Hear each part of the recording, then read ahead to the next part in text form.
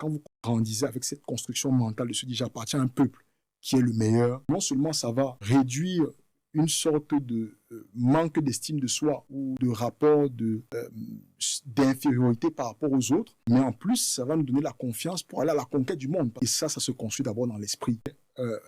Barack Obama, dans son ouvrage Dreams from My Father, oui, qui racontait comment il a été élevé par son grand-père maternel et comment, à l'âge de 4 ans, son grand-père le mettait sur son épaule et lui montait l'espace et lui disait toujours, nous les Américains, nous sommes les meilleurs, nous sommes les premiers à aller dans l'espace. C'est cet imaginaire-là, quand vous construisez, vous grandissez avec cette construction mentale de se dire j'appartiens à un peuple qui est le meilleur.